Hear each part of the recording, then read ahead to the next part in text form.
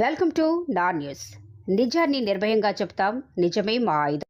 ఎన్నికల్లో తెలుగుదేశం జెండా తప్పకుండా ఎగగలరు ఆయన. మీరు సహకరించండి. ఈ ఏమైనా చిన్న చిన్న అలవడికలు ఉంటే మేము బాధ్యత పడతాం, మేము తీరుస్తాం, మీకు మాట ఇస్తున్నాం. దయించి మళ్ళా గత ప్రభుత్వాన్ని పునరావృతం కాకూడదు, మన తెలుగుదేశం జెండాలే ఎగరవేయించాలని ఏదైతే 2019లో 14 నుంచి 19 చంద్రబాబు గారు రాష్ట్రంలో అభివృద్ధి సంక్షేమం రెండు కళ్ళుగా ముందుకు నడిచారు. ఆరులాగే మనం కూడా ఎస్పోర్ట్ లో ముందుకు పరిగెత్తాం. కానీ మా సోదరుడికి నేను ఆ మాట చెప్తున్నాను, ఆయన పనులైతే చేయగలిగాను కానీ నేను కూడా చెప్పుకోవడంలో విఫలమైపోయాను. ముఖ్యమంత్రి సహాయ నిధి సుమారు 5,000 కుటుంబాలకి 5 కోట్ల చెక్కు డబ్బులు ఇచ్చాను ఆయన నేను, కానీ నేను చెప్పుకోవడంలో విఫలమైపోయా.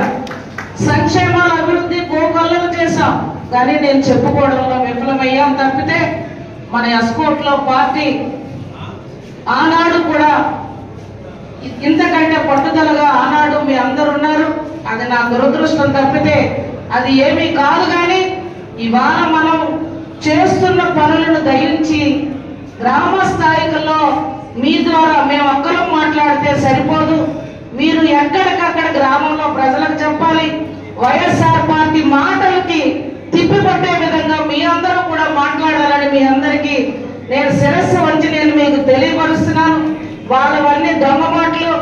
ఒక్క పెన్షన్ పెంచి ఇవ్వడానికి వాళ్ళకి 5 ఏళ్ళు పట్టింది. ఏ అభివృద్ధి చేశారు? రైతు భరోసా కార్యాలయాలు, సచివాలయ కార్యాలయాలు తప్పితే ఎక్కడైనా ఏమైనా గ్రామంలో పార్టీలకు అతీతంగా ఉన్న సర్పంచులకు నిధులు ఇచ్చారా? గ్రామాల్లో బల్బులు వేయడానికైనా సర్పంచులకు నిధులు ఇచ్చారా? పనులు ఏమైనా చేశారా? ఒక తట్టడి మట్టికి నిధులు ఇచ్చారా? వాళ్ళు చేసిన తప్పులు ఇవాళ మన 10 నెలల కాలమే కావస్తుంది.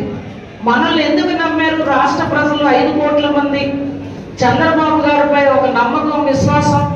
గతం కంటే పరిపాలన చంద్రబాబు గారు అయితే చేయగలరు, ఆంధ్రప్రదేశ్ను కాపాడగలరు, రాజధాని పనులు ప్రారంభించగలరు, పోలవరం పూర్తి చేయగలరు, గ్రామాల్లో మళ్ళా పూర్వ వైభవాన్ని తీసుకురాగలరు, చంద్రన్న బీమా లాంటి విలువైన కార్యక్రమాలు మళ్ళా చేయగలరు. ఒక నమ్మకం, విశ్వాసం.